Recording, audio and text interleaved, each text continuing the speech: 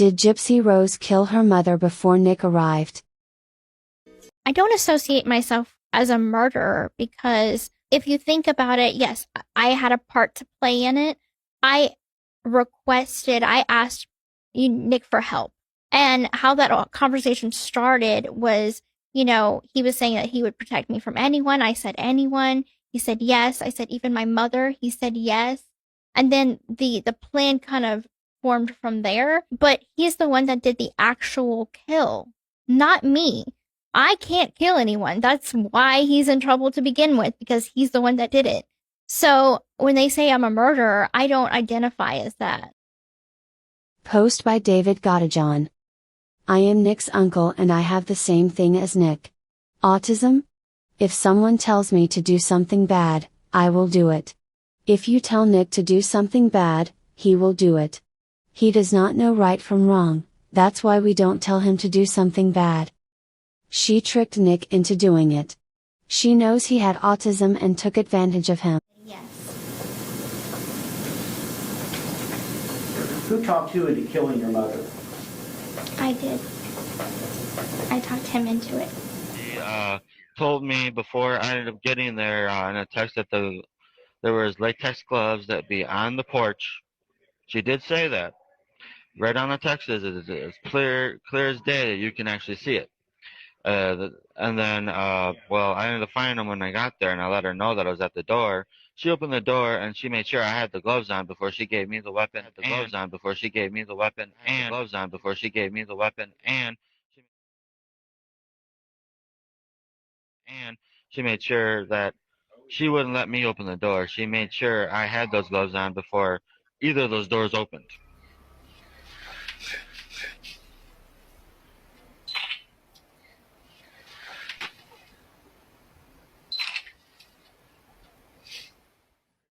Why are there bruises on Gypsy's hands? What was she punching recently to cause the bruising?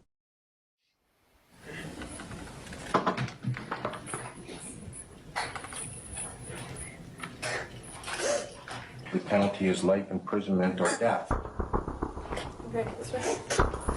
There's so much I want to say being related to Gypsy's mom's side. People assume that I am Team Gypsy, and that is the furthest from the truth. Do I love Gypsy? Of course, however, wrong is wrong. Let's start from the beginning. Yes, Dee Dee was 100% wrong. She was taking advantage of people's kindness by lying and saying Gypsy was physically ill, which was a lie. Dee Dee has had mental problems since she was in her early teens, and as a matter of fact, she was placed in a mental hospital for 60 days. You guys stop believing what you hear about or from Gypsy because she had many chances to escape from her mom. Gypsy has ran away from the age of 11. Gypsy said her mom wouldn't let her go out of her sight, but the first time meeting Nick at the show, Gypsy went to the bathroom by herself and had sex with Nick in the restroom. She went to Walmart and she stole a knife. She had every opportunity to get help. However, she never wanted help. She was enjoying the gifts, the money, the concerts, the vacations. Gypsy learned from her mother to lie and take advantage of people's kindness. Do you really believe that Gypsy was in the bathroom as her boyfriend was stabbing her mom? If so, she has you fooled. Nick stabbed Dee Dee 4 times. 4 people, not 17, but 4. Who stabbed Dee Dee 13 other times? His story isn't changing. Hers is. Gypsy used Nick to take the blame, not to kill her mom because she was going to do that herself. But she did need help doing it, and also someone to take the rap. Did you guys know that she shot her mom and she didn't know it was a BB gun? And she really believed it was a real gun because she wanted her mother dead? Nick had no money to travel to kill Dee Dee, but Gypsy took care of him by sending him money for the bus. She also paid for a motel. She placed the knife and gloves on the porch. Did you know that she stole the knife and she stole 2 knives that were the same? Ask yourself why she would need 2 knives. These are all the feelings of a family member. And I will say that Christy Blanchard told me that most of Gypsy's mom's siblings, so Dee Dee's siblings, don't want anything to do with Gypsy. Gypsy Rose, let's talk about it. In my initial video, I described Gypsy Rose as a master manipulator, and a lot of people didn't like that. People have said, where's the evidence? Where's proof? Here it is. But first, this person says I'm basing my opinion off the act, which is not true. When I initially watched the act, I didn't think Gypsy was in the wrong at all. I didn't think she was a manipulator. I just thought she was a scared girl doing what she had to do to survive. I do believe she is a victim. A lot of people are saying I'm victim blaming. I don't agree with that. I do believe she's a victim, and there is nothing on this entire planet that she could have done to deserve any of the things that happened to her. So let's not try to twist my words. It was only until I started watching real interviews of Gypsy, things Gypsy put out herself, the docu-series, and a few documentaries, that I kind of started noticing inconsistencies. On to the proof. I think it's very bold of her to claim that she does not identify as a murderer. She said, I didn't commit the act, so I'm not a murderer. I could never do that. I don't have that in me to be able to do that. When in one of her docu-series that she put out, The Prison Confessions of Gypsy Rose, she directed it, she spoke in it, it is in her own words. That her and her mother were in a heated argument. She saw a pew-pew on the table, and without hesitation, she picked it up, unloaded 10 rounds into her mother, only then to realize it was a BB pew-pew and not real. My question is, who picks up a pew-pew, not knowing if it's real or not, and unloads a whole clip into someone without the intention of unaliving them? And then states, my intention was not to unalive her, I don't know why I did that. That's insane, and that's manipulative, because clearly you do have it in you because you tried it before, it just didn't pan out the way you thought it would. Also, in my first video, I explained how it's kind of suspect that she does not speak about Nick Godejohn and she shuts down the conversation and redirects it. A lot of people have said, well, it's in her parole that she cannot talk about him. That's absolutely incorrect, because in her 6-part series that she put out in her own words, she talked about him a lot. I believe that she does not want to speak on him when she is not in control of the conversation and what she is saying and what the questions that she's answering are. When someone else brings up a question that she does not want to answer because, I don't know, maybe she doesn't want to incriminate herself, maybe she doesn't want to raise red flags, she completely distances herself from him. She detaches him from the conversation, turns it back on herself, and then talks about herself. Oh, I can't worry about him, it's all about me, wish him best. For the rest of his life in prison, babe, there is no best in that. Which also, he should be in prison. He should be getting psychiatric help in prison for the rest of his life. He is not innocent. A lot of people were also saying I'm defending him. I'm not defending him in the slightest. He is sick and twisted and disturbed, and he deserves to be getting help for the rest of his life. I'm not excusing what he did at all. I was simply pointing out the manipulation that led him to do it.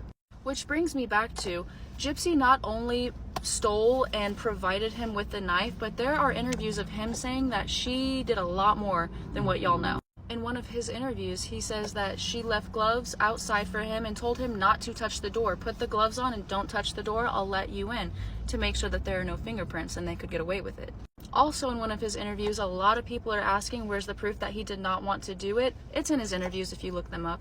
He says if there was anything that he could take back or do differently, he would have never have done it. He would have grabbed Gypsy and run like he initially wanted to do. He talked about their conversation saying, are you sure you want to do this? This is not something to joke about. This is really serious. And she said yes. Furthermore, in her court proceedings, where everyone keeps saying, oh, he manipulated her into it, it was his idea. In court, they asked her whose idea was it, and she says hers. They asked who talked who into doing it. She said, I talked him into doing it. So it looks like y'all are the ones that don't know your facts. I would do a little research and come back to this video. I'm still willing to talk about it. Nick seemed to be too honest in his confession. He also claims some secrets he'll take to his grave. That being said, he says he stabbed DD 4 times and it's actually 17 stab wounds. I can see saying 4 and there's only 6 or 7, but 17? Gypsy took that knife and unloaded years of rage and disappointment and hatred, and Nick took the fall and she's letting him. And now she is distancing herself from all of it. From the D.D. Blanchard murder trial. Day 2. Part 3. Law and Crime YouTube channel. Aaron Exner is a DNA analyst who testifies that Gypsy's blood was found in the bathroom sink, as well as on the knife used to murder her mother. Notes from D.D. Blanchard murder trial. Blood on sink was a mixture of 3 individuals. Gypsy, D.D. and Godejohn cannot be excluded. Blood found on the red part of the handle contained a mixture of 2 individuals. D.D. and Godejohn. The blood where the red part meets the black part was a mixture of 3 people. D.D., Gypsy, and Godejohn. New evidence against Gypsy Rose has been released, and what I'm about to read to you may shock you, and it appears that the entire Gypsy Rose story may have been a lie. So some of this evidence has been brought to light for Nick Godejohn's new trial, but Fancy, who worked with the family for years, when she started digging for more answers, the family turned on her, and she has access to all of Gypsy's medical records and all of the court information, so she's now releasing all that information to prove to everybody that Gypsy is lying. Okay, so the document reads, on January 27, 2016, I was notified by Springfield Police Department computer forensic analyst Michael Castillo in reference to audio-video footage located involving Gypsy Blanchard. The audio-video was 15 minutes long. In this audio-video footage, Gypsy appears in what looks like a black and colored jacket with a red wig, addressing it to Nicholas from Gypsy, calling him sir, she states. Hi sir, this is Ruby, and I'm making this video as an introduction video, Gypsy admits. Ruby is the most evil side of Gypsy stated in this video. She likes to get in trouble and she's not sorry when she gets caught. Gypsy stated her caring was broken and she was not scared of law enforcement, but she would be scared of Nicholas's evil side. Gypsy stated that she would do anything with Nicholas to include schmurder and grape. If at any time a girl tried to become his girlfriend, she would unalive them with pleasure. And there would be lots of GORE and BLOOD. And if a girl was trying to get with Nicholas for you know what, she might allow it. But if the girl tried to get with him as a girlfriend, she would unalive her. Gypsy goes on to say if it were her family members, schmurder, she would not be so brutal and she would have to step back and let him handle it. Gypsy stated she would allow Nicholas to grape her anytime he wanted to, but not physically hurt her. But she was okay with rough, you know what, and grape. Gypsy stated in this video she was very good at stealing and talked about how they could steal bigger things together. Gypsy talked about how she was very good at planning things. Gypsy said she likes to cause mischief and mayhem, but Nicholas would have to put her in charge of everything. Gypsy stated she comes up with very bad ideas, and then she refers to her bad ideas as robbery, grape, vandalism, and stealing vehicles. It's also been brought to light that Gypsy's mother Dee Dee was actually suffering from gout and other illnesses and was very weak and frail at the time of her unaliving. Because of this, Gypsy was actually the one taking care of her mother. So how was this self-defense when Gypsy could have easily left at this point and her mother would have been too weak to do anything about it? Fancy has also proven to us with the medical records that all of the medical procedures that did actually occur were necessary, and the ones that didn't were fraud, and they were being investigated for fraud. Gypsy was never treated for cancer. They were just claiming that she had cancer. And because everybody was suspicious of them, they were no longer getting all of the free stuff anymore. So there wasn't much in it for Gypsy anymore. So there's a lot of speculation now that Gypsy was in on this the entire time. I mean, why did she know how to pretend like her legs didn't work in the video of her jumping? Gypsy's stories never seem to add up, and there's a lot of speculation now that when she claimed that Dee Dee's last words to her were "don't hurt me," it wasn't because she was tucking her mother in at night. It's because she was actually in the room when the unaliving occurred. Which would honestly make a lot of sense, because tell me why Nick to this day claims that he only wounded Dee Dee 4 times, but there are 17 wounds. That many wounds is usually a sign of a crime of passion, and who would have that much passion towards Dee Dee? There's also evidence against Gypsy that proves that she looked this information up and knew ahead of time that there was no crime for being an accomplice. And I truly feel that Gypsy used these grape allegations against Nick once she was caught to make him look guiltier, because it's very clear from the video recording that they had a certain kind of role, PLAY. I think it's very clear from a lot of the evidence that's come out recently that Gypsy is nowhere near as innocent as she portrays herself to be. I'll advocate for victims all day long, but with this one, it's just not adding up. I don't know, what do you guys think? The more that I learn about this case, the less it looks like self-defense and the more it looks like Gypsy has a lot to hide. The problem is the autopsy is sealed. You can get all the crime scene photos and case files from the Good Wives Network's Patreon page. The blood from the 4 jab wounds were darker, like there was no more oxygen, like she already had been dead. There was a right-handed handprint, way too small for Nick's hand on Dee Dee's back with a jab wound in the side.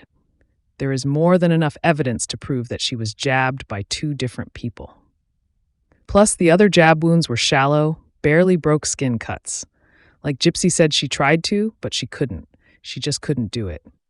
I think she made the smaller wounds and just didn't have the balls.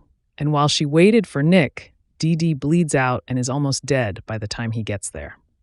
This is why the color of the blood is different. Both Nick and Gypsy have said that she never. From the Law and Crime video from D.D. Blanchard's murder trial. Day 1. Part 1. Thomas Vinberg, Chief Forensic Investigator, Medical Examiner's Officer, discusses the autopsy results for D.D. Blanchard. Vandenberg testifies D.D. had been dead for at least 36 hours when he examined her at home. She was then transported to the medical examiner's office for autopsy.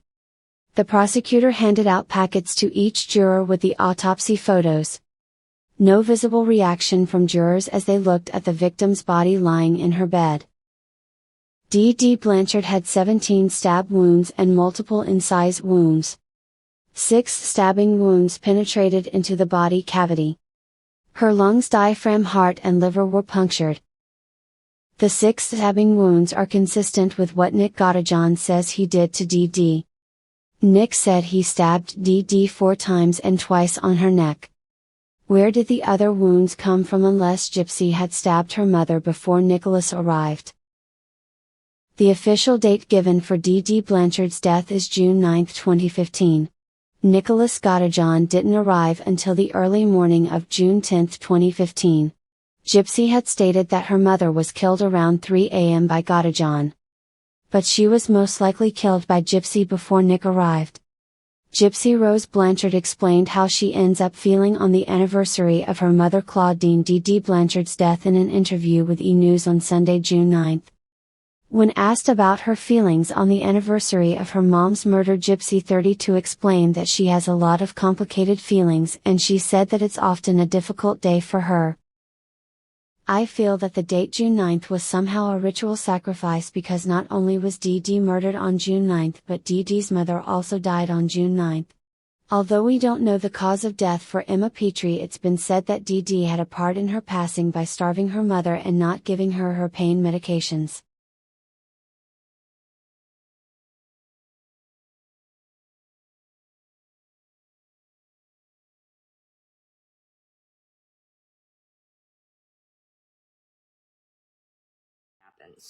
She walks into the room, her mother's asleep. She then proceeds to take out an object. There's 13 hesitation wounds. Nick is not here yet. Nick is not available yet. Nick will show up later. There's 13 hesitation wounds because the one thing that Gypsy's been consistent about, the one thing she's never changed, is she couldn't do it. And she tried. She tried with the BB gun. And she tried that night. But hear me out. 13 little tiny jabs, and she tried. And you hear from down here as they're going on, 1, 2, 3, 4. Don't hurt me, Gypsy. 5, 6. No, don't. 7, 8, 9. Don't, Gypsy. 10, 11, 12, 13. She climbs off. As she climbs off, she holds to her mother. She's actually regretful now. Mom, I didn't know what to do, Mom. I'm sorry.